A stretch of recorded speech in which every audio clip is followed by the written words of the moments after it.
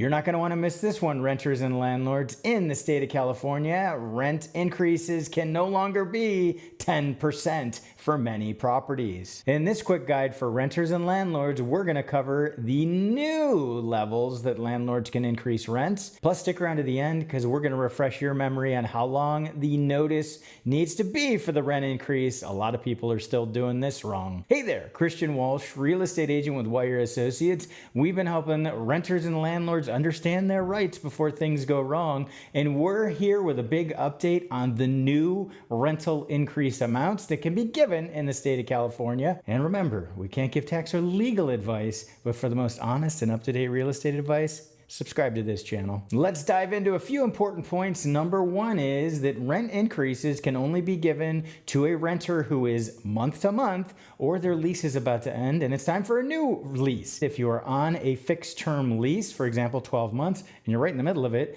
a landlord cannot increase the rent amount. The other important thing to know is when we're talking about these maximum rent increases that we're going to dive into, what does that mean? Well, that means the maximum increase within a 12-month period. So if a landlord gave an increase 6 months ago, they can't go ahead and give you another increase that exceeds that maximum right now. That is the maximum amount within a 12-month period. So in California, there's essentially 3 types of rent increases that can be given. So the first type would be properties that are exempt from AB 1482, also known as the Tenant Protection Act, and we've released other content on this. Many houses and condos are exempt from the Tenant Protection Act. And what this means is there's no rent cap. There is not a cap on the amount of the rent increase. So it could be 10%, 15%, whatever the landlord wants to give, as long as it isn't considered retaliatory and is within market rent amounts. The second group would be properties that are subject to the Tenant Protection Act. And these are the increases that we're talking about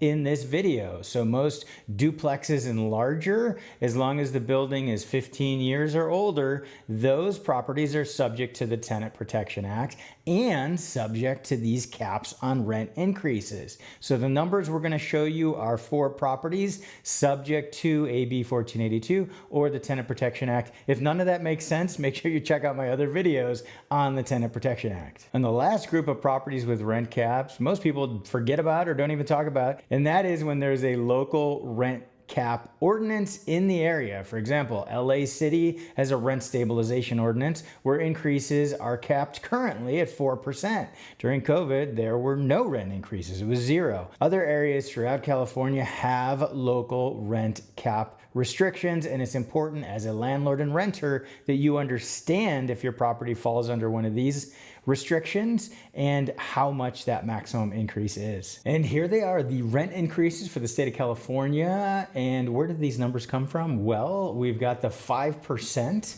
That's the base, and then we use a consumer price index number. Well, which one do we use? Well, the law states it must be April, or if there isn't an April number, it will be March, and that's year-over-year numbers, and that's where they get this. And these would be for any rent increases that will happen between August 1st of 2024 through July 31st of 2025. These are the maximums, and as you can see by looking at all these numbers, that we do not have any 10% increases. That would be the absolute maximum.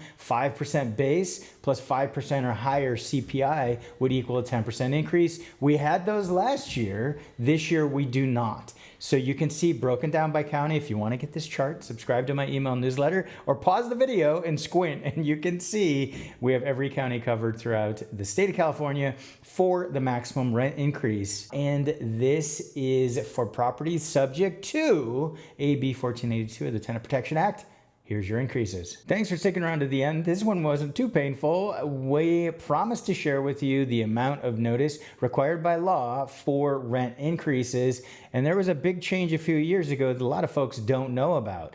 So in order to give a rent increase that is 10% or less within a year, that is a 30-day notice. Anything above a 10% increase, an increase is 10.01%, that is now a 90-day notice. It used to be a 60-day. That law is gone. Doesn't matter what your rental agreement says, if it still references that.